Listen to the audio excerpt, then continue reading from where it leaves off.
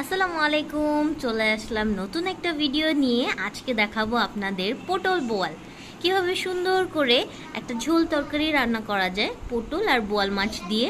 খুবই মজার এই তরকারিটা, রান্না করা কিন্তু একদম ঝামেলাবিহীন, খুবই সহজ। তো চলুন দেখে নেওয়া যাক আজকে কিভাবে রান্না করছি আমরা পটল বোয়াল। এখানে আমি 8-10 পিসের মতো মাছ নিয়ে নিয়েছি, বোয়াল মাছ। আর এখানে হচ্ছে কিছু পটল, প্রায় 10-12টার মতো পটল মাঝখানে হচ্ছে ফেলে নিয়েছি। এখানে একটা মাঝারি সাইজের আলু আর হচ্ছে 3টা পেঁয়াজ কুচি করে নিয়েছি। তো এগুলো দিয়ে আজকে আপনাদের দেখাবো কিভাবে হচ্ছে পটল দিয়ে বোয়াল মাছ রান্না করে। তাহলে চলুন শুরু করা যাক। প্রথমে আমি কড়াইতে 3 টেবিল চামচের মতো তেল ঢেলে দিব। তেলটা একটু গরম হওয়ার পরেই পেঁয়াজ কুচিগুলো দিয়ে নেড়ে চেড়ে নিব।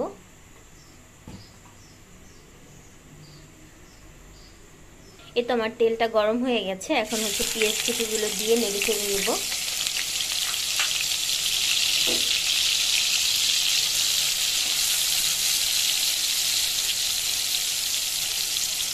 আর পেঁয়াজটা ভাজতে ভাজতে যখন দেখবেন যে একটু কালার চেঞ্জ হয়ে গেছে, সেই মুহূর্তে কিন্তু আমি বাকি মশলাগুলো দিয়ে দিব। এখানে পেঁয়াজের পরিমাণ আপনি আপনার পছন্দ মতো কমিয়ে বা বাড়িয়ে নিতে পারেন, কোনো সমস্যা নেই।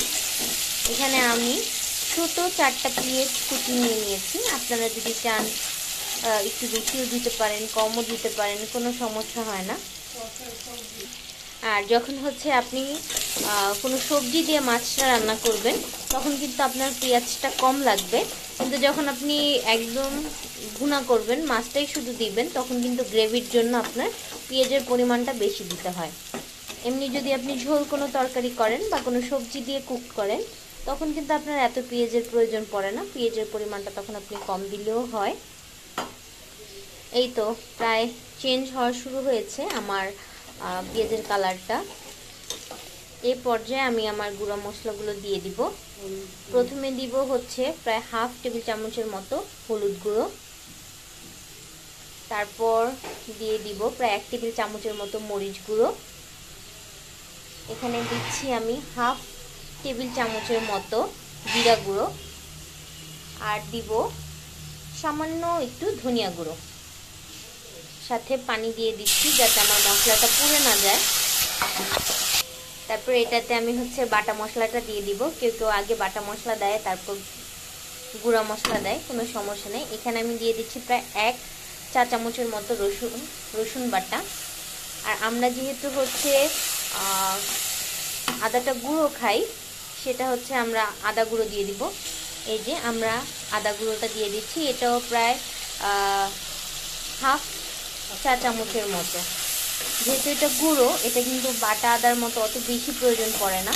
এখন সুন্দর করে এটা নেড়ে চেড়ে নিব যতক্ষণ পর্যন্ত মশলাটা কষে না যায়। আর মশলা কিভাবে কষে বা কিভাবে বুঝবেন, সেটা হচ্ছে খুব সুন্দর একটা ঘ্রাণ ছড়াবে। আর সাথে হচ্ছে আপনার এই যে তেল উঠে আসবে কড়াইয়ে। আর হচ্ছে দিয়ে দেবো 1 চা চামচের মতো লবণ। লবণটা হচ্ছে স্বাদ মতো, কেউ বেশি খায় কেউ কম খায়, সেটা আপনারা অ্যাডজাস্ট করে নেবেন। একটু সুন্দর করে এটাকে নেড়ে চেড়ে নিব। মশলাটা সুন্দর করে কষিয়ে নিব। যত আপনি সুন্দর করে মশলাটা কষাবেন, ততই সুন্দর কিন্তু আপনার রান্নাটা হবে। আর মশলা কষানো হয়ে গেলে এক সুন্দর ঘ্রাণ চলে আসে, তখন কিন্তু আপনি বুঝতে পারবেন যে হ্যাঁ, আপনার মশলা কষানোটা হয়ে গেছে। আমার মশলাটা কষানো হয়ে গেছে সুন্দর করে। এ পর্যায়ে আমি হচ্ছে একটু পানি দিয়ে দিয়েছি, কারণ মাছটা কষাবো। এখন আস্তে আস্তে করে আমি মাছগুলো দিয়ে নিব। দিয়ে মাছটাকেও হচ্ছে মশলার সাথে কষিয়ে নিব। তরকারি দিয়েও যদি মাছ রান্না করেন, চেষ্টা করবেন মাছটা একটু কষিয়ে আলাদা সাইড করে রেখে দেওয়ার। এতে কিন্তু মাছটার টেস্ট অনেক ভালো আসবে। এবার হচ্ছে সুন্দর করে আমি এটা নেড়ে চেড়ে ঢেকে দিব যতক্ষণ পর্যন্ত না মাছটা সুন্দর করে কষে যাচ্ছে। কড়াইতে মাছটা দিয়ে চুলার আঁচটা বাড়িয়ে দিবেন। যখন দেখবেন যে এরকম বলক চলে এসেছে, তখন একটু কমিয়ে দিবেন। মাঝারি কিংবা ডিম করে দিবেন, যাতে হচ্ছে সময় পায় মাছটা কষার। তো আমি এখন ঢেকে দিব, ঢেকে অপেক্ষা করব মাছটা যতক্ষণ না হয়ে যায়। এই তো আমার মাছটা প্রায় হয়ে এসেছে। এখন এটাকে আমি তুলে রাখবো একটা বাটিতে।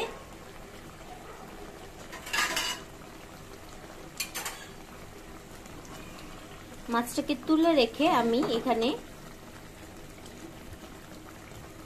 সবজিগুলো দিয়ে দিব। মাছগুলো সুন্দর মতো কষে গেছে, দেখেন কি সুন্দর, এখনই কত লোভনীয় হয়ে গেছে। ওকে, এটাকে আমি উঠে রাখি। এ পর্যায়ে মাছগুলো মোটামুটি সফট হয়, চেষ্টা করবেন যে খুব আলতোভাবে উঠাতে, যাতে হচ্ছে ভেঙে না যায়।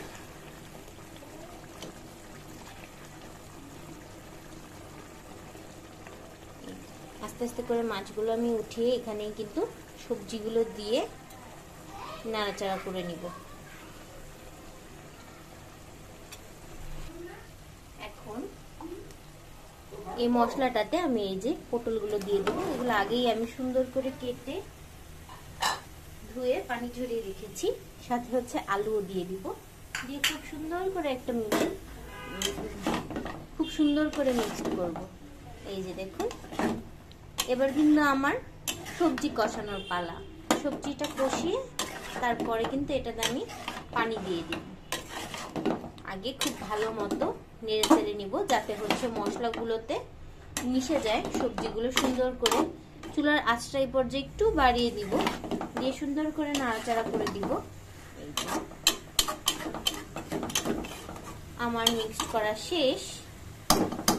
তারপর চুলার আঁচটা কমিয়ে আমি এটাকে ঢেকে রাখবো যতক্ষণ পর্যন্ত মশলাটা হচ্ছে যতক্ষণ পর্যন্ত সবজিটা সেদ্ধ না হয়ে যায় ততক্ষণ পর্যন্ত আমি এটাকে ঢেকে রাখবো।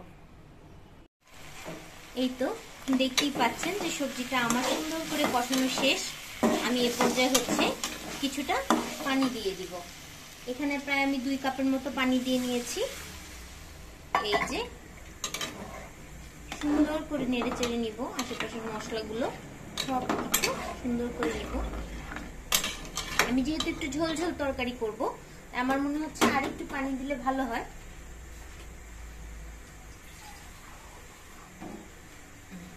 এখানে আমি আরো 1 কাপ অ্যাড করে দিলাম।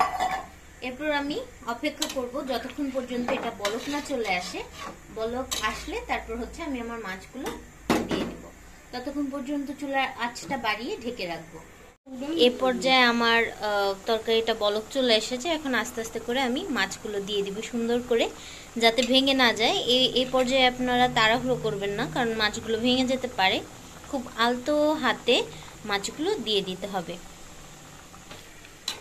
এই তো আমি সুন্দর করে মাছগুলো দিয়ে নেড়ে চেড়ে দিলাম। এখন কিছু কাঁচামরিচ আমি দিয়ে দিব। এই কাঁচামরিচটা দেওয়া শুধু একটু ঘ্রাণের জন্য, ওইরকম ঝাল হয় না। আর এরপরে হচ্ছে আপনারা যে যতটুকু ঝোল রাখতে চান সেটা অনুমান করে বা হচ্ছে সেই অনুপাতে আপনারা তরকারিটা নামিয়ে নেবেন। আমরা যেহেতু একটু ঝোল ঝোল রাখবো, আমরা বেশ একটা শুকাবো না। আপনারা চাইলে নিজেদের ইচ্ছা মতো শুকিয়েও নিতে পারেন, আবার হচ্ছে চাইলে ঝোল ঝোলও রাখতে পারেন। তো এখন আমি একটু ঢেকে দিব, যাতে হচ্ছে মশলাগুলো মাছে তরকারিতে মিলে যায় সুন্দর করে। আমার তরকারিটা হয়ে এসেছে।